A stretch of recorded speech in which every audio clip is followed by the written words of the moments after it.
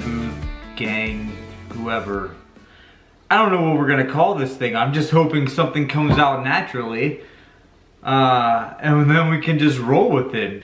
Anyway, folks, if you're single and you have a basic ass palate, I'm talking basic ass palate. I am growing my palate, but it's kind of still basic.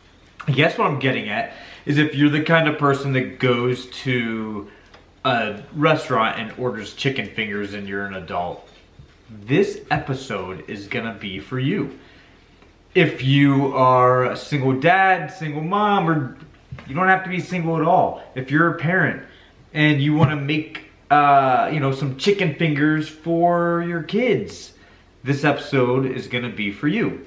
We're gonna have a little bit of challenge along the way on this meal.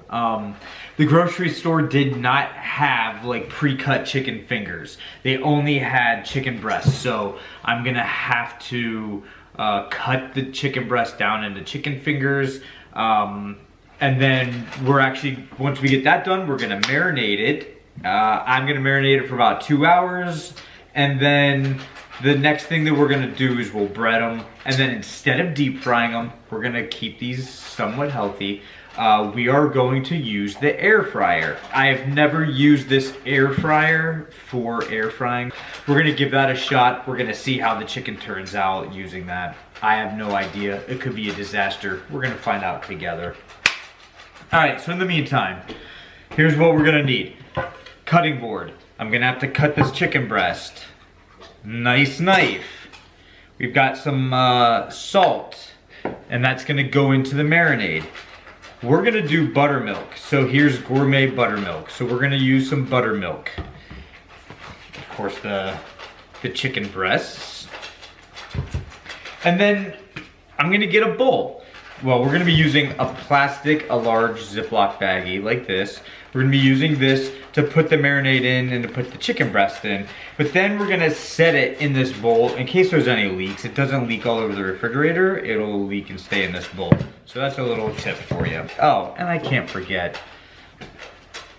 I don't know if any of you enjoy bourbon, but I'm gonna have myself a nice glass of bourbon while I work through this. So, if you've got a glass, why don't you cheers. Anyway, let's get to it. If you haven't already, please like and please subscribe. Like this video, subscribe to the channel, click the little notification bell. You know, just support me. I'm on the road to 7 subscribers, okay? 7 subscribers. I don't even know where I'm at right now. All right. So we've got our bag ready. First thing that we want to do is adjust the camera. All right, so here we are. Now, remember, when handling raw chicken, you've got to think safety. You've got to be careful. You got to think about contamination. It's just stuff we don't want to deal with it. Okay, if you're gonna be using a cutting board, make sure that you are not going to be cutting anything else on this board after you've just had raw chicken on there. At least sanitize it before, right? I have never had to make chicken fingers out of chicken breasts on my own, so bear with me. We're gonna learn together. These are gonna be pretty big. But basically, I'm just running my knife long ways through it. So we've got what? 1, 2, 3, 4, 5, 6, 7. So we've got 9. So the first thing I am going to do is I'm gonna wash my hands. Every single time you touch the chicken, and then you're gonna move on to do something else, wash your hands. I might even be coming back to touch the chicken again. I don't care, I'm gonna wash my hands. So here's what I'm gonna do. I'm gonna take, this is gonna sound terrible. I'm gonna take this meat beater. And I'm going to beat, you get the idea. I'm gonna try to use this to flatten out this chicken a little bit more. So we're just gonna give these a quick pounding. Oh, this is definitely not a kid's channel. This is not gonna be a kid's channel. Anyway, these are flattened out. We have to overcome and we have to adapt. And that's exactly what we're doing. We are adapting to our environment. And what we had was nothing but chicken breasts. That's it. I'm gonna wash my hands, dry them off, and then we're gonna prepare the brine. I'm gonna have another sip of bourbon. We're just gonna throw the chicken in here first. All right, chicken's in. Now we're gonna use our buttermilk, okay? We're gonna shake this bad boy up. Dump it in here. Now we're gonna add some salt. So what we wanna do is we wanna make sure we get all of the air out. Make sure that each piece of chicken is coated in that buttermilk. So here we go. We are just coating this stuff. Okay, and now what we wanna do, see, we got our bowl. We're just gonna sit this, get in there. I'm probably gonna let this sit in the brine for about 2 hours. When we come back, we're gonna pull it out of the bag. We are gonna prep it and get it coated, and then we're gonna figure out how to use this air fryer. This should be quick and easy. The longest part's gonna be letting it sit in the refrigerator so that it you know, can do its brining and marinating and stuff. So, hang tight. I'll see you in a few hours. Hi, we are back. Sorry, I look like a bum right now. I was working on some drywall. Obviously, I'm not gonna wear my best clothes for that. We're ready to get down to business, okay? So what we're gonna do is we're gonna prepare everything that we need in order to bread the chicken. So let's take a closer look. So what you're looking at, this would be 3/4 of a teaspoon of onion powder, 3/4 of a teaspoon of garlic powder, 3/4 teaspoons of paprika, 1/4 teaspoon of cayenne. This is baking powder, and we used 1.5 teaspoons of the baking powder. Okay, this is gonna be a little bit mind-blowing. So that is Worcestershire sauce, whatever. That's 1.5 teaspoons, and that's gonna get mixed in there as well. 1.5 cups of all-purpose flour, 2 large eggs, some salt, some pepper, and then we're gonna go with some panko breadcrumb. Let's get rid of the flour. So the flour is gonna get dumped into a bowl. Next, we're just gonna add in our other seasonings here. We're gonna add the baking powder in there.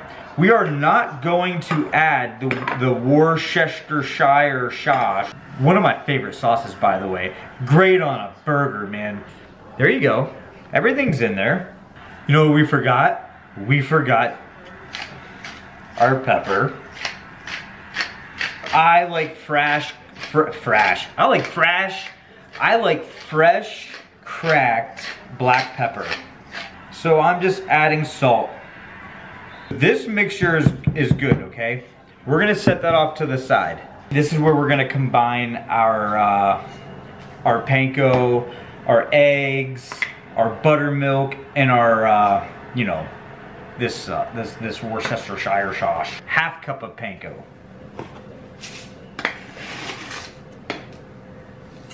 So that was a half. We want 2 large eggs.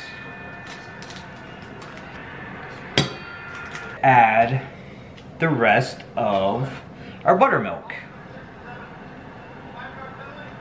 And now our Worcestershire sauce. Give this a nice good whisk. So like there aren't any large clumps.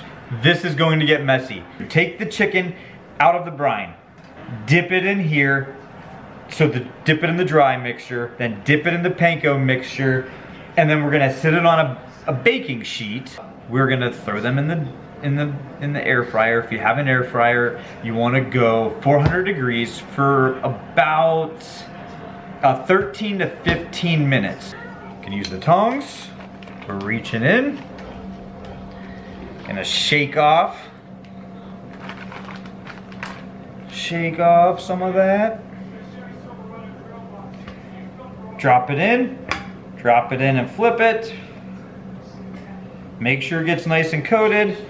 Drop it in the panko with the egg. Make sure it gets nice and coated. Shake off any excess. That is basically the process that we are gonna follow for every chicken finger that's in that bag. Grab it with the tongs, shake it off a little bit so it stops dripping. Drop it in here, flip it, make sure it's coated in the powder. Take it and drop it in the panko, make sure it's coated in there, lift it up, shake some of it off, put it on a hard surface. I'm gonna finish these up. I'm gonna get that air fryer fired up. Air fryer fired up. I'll see you guys shortly.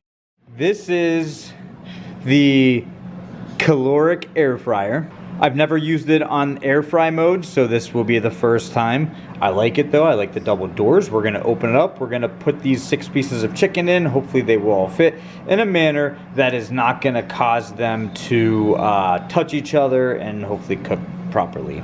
I cooked them for about 15 minutes. Let them sit a little bit and then I took them out. Okay, so here's the plating. Here's something I ran into. If you look, it's like this bottom just stuck to this pan. It just stuck to this basket. It's stuck on there really good. So when I'm pulling the chicken off, it's just... When I'm pulling that chicken off, it's just peeling like skin. Okay. So I cut it in half. There's no pink in here. There is no pink anywhere in there. It's opaque. No breading on the underside, just like I said, but the top still has its breading. Now, what I have on here is I've got a Jack Daniel's barbecue sauce. Yeah, so Jack Daniel's, sweet and spicy. And then I've got a Quaker Steak and Lube Arizona Ranch. I should probably have a bite without dipping it in anything first, okay? Let's have this bite.